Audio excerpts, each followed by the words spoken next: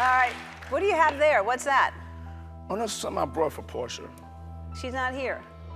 No, but you was gonna give it to her as a gift. All right. Then I'll say it's mine. Yeah. Okay. That's sweet. Well, what about for me? Aw, look at that. That's so sweet. Thank you. How come it's for Portia and not me? Because you're gonna have her wear it. And, All right. Yo, Ellen, we go so far back. You don't tell these people how far back we go. I know, but I wear t-shirts. I don't know what that means. Anyway, all right, let's. I mean, you hold that. Okay, all right. I gotta keep this. Take two if the joke didn't work. No, it's okay. I don't want no problems. No, it's okay. No, hold on. Hey, so cheers. It's no news that this whole Diddy case has turned the internet upside down. I mean, seriously, people out here turning into mini FBIs and having a lot of opinions. When I tell you folks aren't playing about connecting the dots, it's got people on Beyonce's internet out here solving crimes. And now allegedly there's some wild connection between how Twitch died and oil lord Diddy. But wait, there's more. Apparently it's tied to one woman, Ellen DeGeneres. Yeah, you heard that one right. People on the street are bringing back a wild theory that Twitch had to go because he knew some seriously dark, compromising secrets about both Diddy and Ellen. According to these rumors, he knew too much, and some folks even claim they took him out of the picture for it. Now let's keep it a buck. This is all just allegedly, but still, it's got people talking, so let's get into it. When he was on Ellen and Ellen was being canceled, people were looking at him saying, why are you supporting this woman? And I think that is just a lot of pressure. Human beings are not. In fact, this whole theory picked up steam when Todd, one of Twitch's close friends, mentioned in an interview that Twitch was under serious pressure because of the scandal surrounding Ellen's show. And if you remember, after Twitch's tragic passing, investigators did find a suicide note. Now, while they didn't reveal the actual contents of it, they did say he was struggling with some pretty dark challenges from his past. According to Todrick, those challenges Twitch faced were actually from the backlash he got for standing by Ellen during her whole scandal. You remember when a former employee accused her of running a toxic workplace, right? Twitch showed support, and apparently that came with a lot of heat. Of a toxic work environment at our show. And then there was an investigation. I learned that things happened here that never should have happened.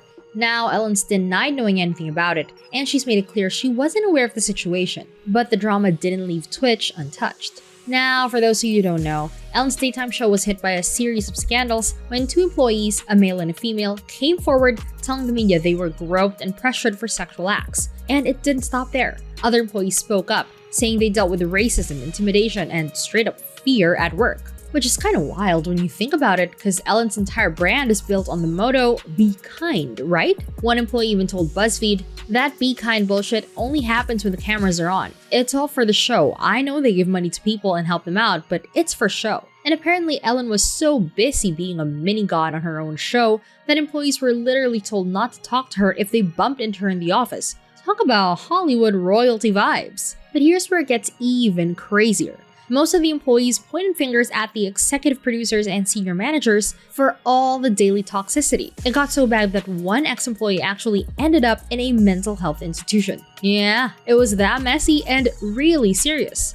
Now, here's why this matters. Guess who was an executive producer on that show?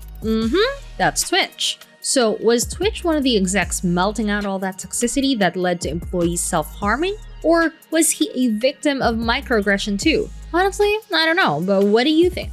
But here's what I can tell you. One employee said they were fired out of nowhere after a super tough year that had them taking time off 3 times.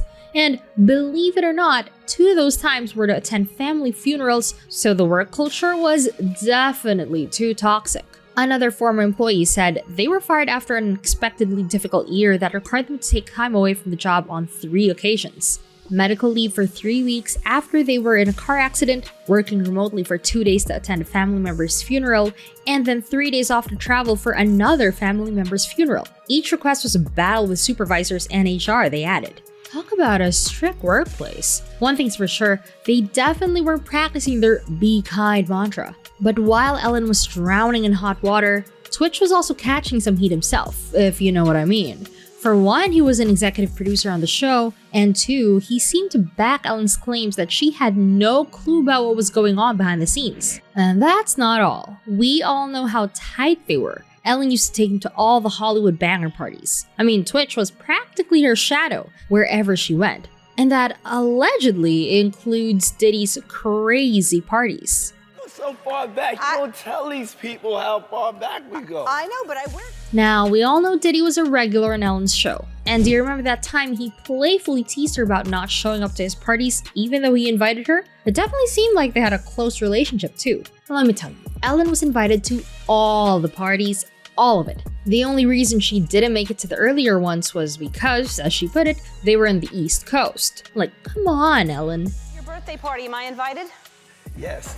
Yes, you're definitely invited. I invite you to all my parties. You just haven't seemed to show up. No, well, is it on the East Coast? Yes. Well, that's why. Why don't you have one here on the West Coast? Because I work all the time. Okay, well, maybe I have one at your house. Where's the...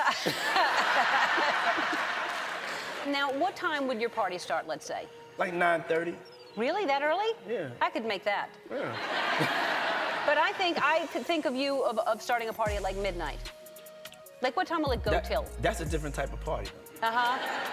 Remember how Diddy teased about having a party at Ellen's house and then dropped that hint about a different kind of party happening after midnight? We all know exactly what he was talking about. Now, with the Diddy case being thrown into the spotlight, all those past party chats are coming up again, including that one time Ellen wished Diddy a happy birthday on Twitter and called him a rather strange nickname. Yeah, they were clearly on nickname basis. In a tweet that read, "Happy birthday, P. Diddy, Puff Daddy, Sean Combs, or as I call him, Cuddle McSnuggle Stuff. You don't need to know why. At I am Diddy." In addition to all this, there have been whispers that not only was Ellen specially invited to Diddy's parties, but she also attended some less publicized gatherings at his house where some pretty disturbing and potentially illegal activities were allegedly happening. And since Twitch was close to Ellen, you can bet he was in the mix too. Now, we all know Diddy was allegedly involved in more than just his freaky parties, right? There were definitely more juicy details lurking beneath the surface.